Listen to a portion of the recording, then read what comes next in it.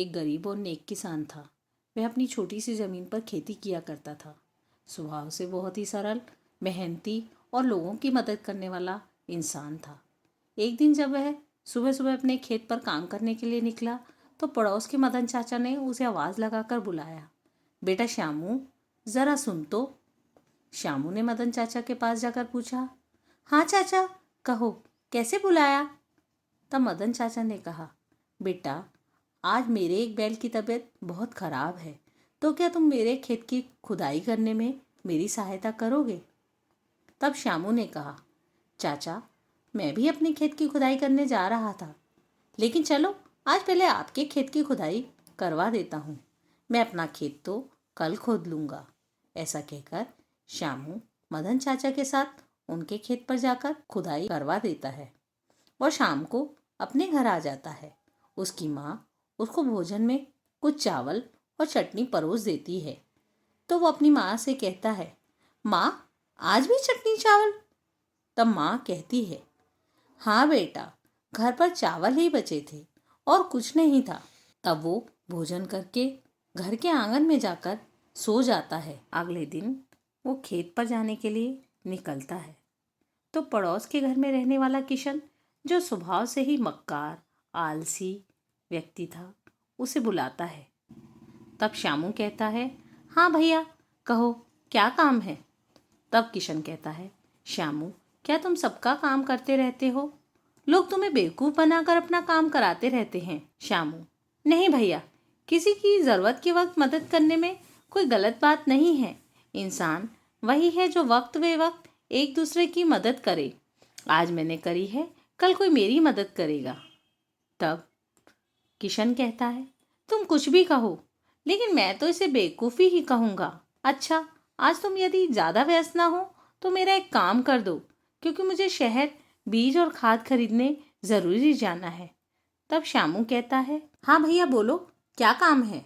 तब किशन कहता है, श्यामू, मैंने आधा खेत तो खोद दिया है, केवल आधा ही बचा है। यदि तुम खोद दो तो आज मैं बीज और खाद लेने शहर चला जाऊंगा। तब श्यामू कहता है, हाँ भैया, आप शहर चले जाइए, मैं आपके खेत को आकर खोद दूंगा। श्यामू उस दिन भी अपने खेत पर न जाकर किशन के खेत पर चला जाता है और वहाँ खुदाई करना शुरू कर देता है। शाम होने पर वो घर लौट आता है। माँ भोजन में फिर वही चावल और चटनी परोस देती है। श्यामू देखकर अपनी माँ से कहता है, अरे माँ, ये तो कल भी खाए थे। तब उसकी माँ कहती है, हाँ बेटा, कल मेरी तबीयत ठीक नहीं थी, मुझसे कुछ खाया नहीं गया, तो वही बच गए थे, इसलिए मैंने कुछ भी नहीं बनाया। तब श्यामू दुखी होकर वही थोड़े से चावल और चटनी खा लेता है और थोड़े से माँ के लिए बचा देता है और माँ से कहता है, माँ, आज मुझे भूख नहीं लगी है, मेरी ज़्यादा कुछ खाने की इच्छा नहीं है, इसमें चावल बच गए हैं, वो तुम खा लेना। ऐसा कहकर वो सोने चले जाता है, किंतु उसे बहुत दुख होता है कि माँ झूठ बोलती है कि उसे भूख नहीं थी, जबकि भोजन न होने की वजह से उन्होंने भोजन नहीं किया। हे भगवान, ऐसा कुछ कर जिससे कि मैं और मेरी माँ पेट भरकर भोजन कर सकें। ये सोचते सोचते वो सो जाता है और फिर सपने में देखता है कि उसके छत में ऊपर से सोने के सिक्के गिर रहे हैं और वह उन्हें उठा रहा है और खुश हो रहा है। सपना वो देख ही रहा था कि सपना टूट जाता है और वो जग जाता है। वो देखता है सूरज निकलने ही वाला था। वह अपनी माँ को सपने के बारे में बताता है। तब उसकी माँ कहती है, बेटा, शायद भगवान ने हमारी सुन ली, तुम्हारा सपना अवश्य सच होगा, क्योंकि सुबह के समय जो हम सपना देखते हैं वो सच होता है। ये सुनकर श्याम बहुत खुश हो जाता है और खुशी खुशी खेत के लिए निकल पड़ता है। तभी सामने से उसे किशन आता हुआ दिखाई देता है। तो किशन उससे पूछता है, क्या बात है भाई, बहुत खुश दिखाई दे रहे हो, क्या लॉटरी निकल आई है? तब श्याम कहता है, भैया, क्या बताऊं, आज मैं बहुत खुश हूँ। मैंने सुबह सुबह एक सपना देखा कि मेरे घर की छत से सोने के सिक्के टपक रहे हैं। तब किशन कहता है, अरे वाह, क्या बात है, तुमने भी सपना देखा और मैंने भी आज सपना देखा कि मेरे खेत में से सोने के सिक्कों से भरा घड़ा निकला है। तब श्याम कहता है, अच्छा भैया, तब तो तुम्हारा सपना भी सच होगा, क्योंकि माँ कहती है सुबह का सपना हमेशा सच होता है। चलो मैं खेत पर जाऊं, देर हो रही है, कहकर अपने खेत पर चल देता है। इधर किशन भी चल देता है और मन ही मन सोचता है, कैसा मूर्ख है, कभी सोने के सिक्के भी छत से बरसते हैं। मैंने भी उसे अच्छा मूर्ख बनाया कि मैंने भी सपना देखा, मेरे को सपने में एक घड़ा सोने के सिक्कों से भरा मिला है।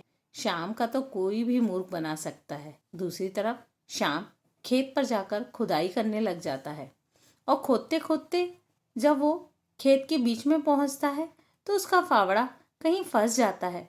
वह बहुत जोर लगाकर आसपास खोदता है तो आश्चर्य में पड़ जाता है, क्योंकि वहां पर एक घड़ा सोने के सिक्कों में भरा हुआ मिलता है। सोने के भरे हुए सिक्कों को देखकर उसे एक बात याद आती है कि आज सुबह ही किशन भैया उसे अपने सपने के बारे में बता रहे थे, जिसमें एक घड़ा सोने के सिक्कों से भरा हुआ उन्हें मिला है। तब वो सोचने लग जाता है, ये तो किशन भैया को मिलना था, ना कि मुझे। इस घड़े पर तो किशन भैया का हक है, मुझे अभी उन्हें जाकर बताना होगा। वह ये सोचकर किशन के खेत पर जाता है। किशन उस समय अपने खेत पर कुछ काम कर रहा था। तब श्याम उसको बताता है, भैया आपका सपना सच हो गया, मुझे सोने के सिक्कों से भरा घड़ा मेरे खेत में दबा मिला, वो आपका है, आप उसे आकर ले लीजिए। तब पहले तो किशन को भरोसा नहीं होता कि कोई इतना बड़ा बेवकूफ कैसे हो सकता है, अपने खेत का गड़ा खजाना मुझे दे सकता है। वह सोचता है, मुझे तो सिक्कों से मतलब है, कहीं ये मुझसे कुछ सिक्के न मांग ले, इसे यहीं कुछ काम बताकर इसके खेत पर जाकर सारे सिक्के ले लेता हूँ। तब वह बड़े प्यार से श्याम से कहता है, अरे वाह भैया, तुम तो बहुत अच्छे हो, आज मेरा सपना सच हुआ, कल तुम्हारा भी सपना अवश्य ही सच होगा। तुम यहाँ मेरा काम जो बच गया है उसे कर दो, मैं तुम्हारे खेत पर जाकर घड़ा निकाल कर घर रख कर आता हूँ। तब श्यामू कहता है, हाँ भैया शीघ्र जाओ, मैं आपका काम खत्म करके आता हूँ। तब किशन शीघ्रता से श्याम के खेत पर जाता है और देखता है कि एक घड़ा मिट्टी में फंसा हुआ है। वो पास जाकर देखता है तो उसे गुस्सा और आश्चर्य हो जाता है, क्योंकि उस घड़े में लाल चींटियां भरी पड़ी थीं। वह सोचता है, अरे श्याम तो बहुत दुष्ट है, वैसे तो इतना सीधा बनता है और आज मुझे बेवकूफ बनाने चला आया। कहीं सिक्कों से भरा घड़ा आज तक किसी को मिला है जो इस बेवकूफ को मिलेगा।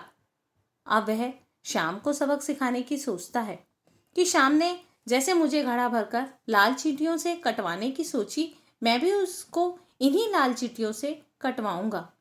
ऐसा सोचकर वह एक योजना बनाता है और घड़े पर एक कपड़ा बांध देता है और घड़ा लेकर अपने घर की ओर चल देता है। रात होने पर वह श्याम के घर के पीछे सीढ़ी लगाकर उसकी छत पर चढ़ जाता है और थोड़ी सी जगह से छत पर पड़ी छप्पर को खोल देता है और स्थान बना लेता है। फिर धीरे से घड़े के ऊपर का कपड़ा खोलकर छत के छेद से घड़ा उल्टा पलट देता है। छत के नीचे उस समय श्याम सोया हुआ था। सिक्के गिरने की आवाज से वो चौंक कर उठता है।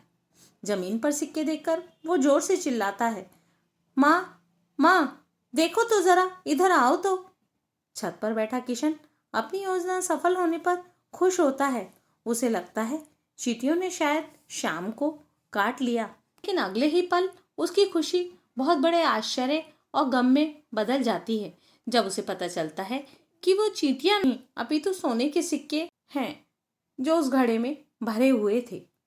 नीचे श्याम अपनी माँ को सिक्के दिखा रहा था और कह रहा था, माँ माँ, देखो तो मेरा सपना सच हो गया, आज हमारी छत से सोने के सिक्के बरस रहे हैं। उसकी माँ कहती है, बेटा हाँ, अब हमें कोई परेशानी नहीं रहेगी, अब हम पेट भर के भोजन कर पाएंगे। इधर छत के ऊपर बैठा किशन अपने आप को कोस रहा था कि घड़ा खोलकर अच्छे से तो देखना था कि वास्तव में ऊपर ही ऊपर चींटियां हैं या नीचे तक चींटियां हैं। मैंने तो पूरा देखा भी नहीं। मैं तो गुस्से में पागल हो गया और खुद अपने ही पैरों पर कुल्हाड़ी मार ली और सारे के सारे सिक्के मैंने श्याम को दे दिए।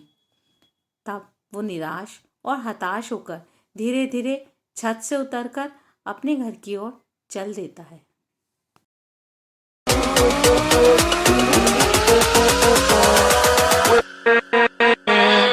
With